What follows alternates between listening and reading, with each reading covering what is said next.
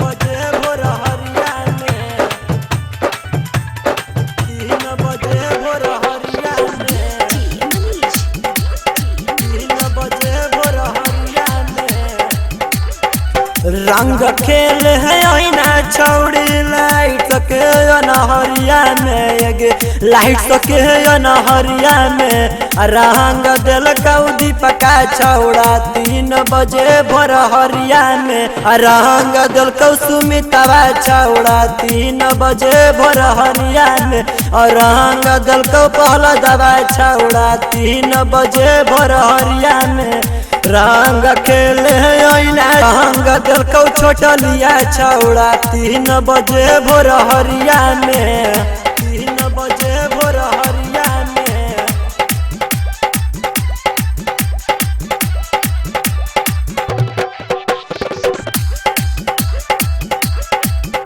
3 बजे भोर हरिया में होली में निकलने के गोर की साटी के ललकी टिकुलिया गे साटी के ललकी टिकुलिया गे साटी के ललकी टिकुलिया गे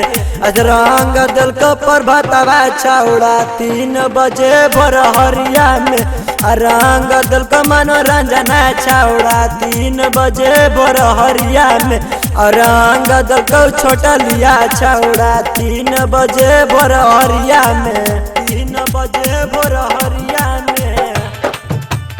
3 बजे भोर हरिया में 3 बजे भोर हरिया में 3 बजे भोर हरिया में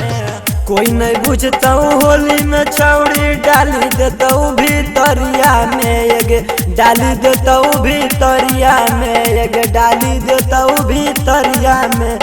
रंग दिल कौ गणेशवा छौड़ा 3 बजे भोर हरिया में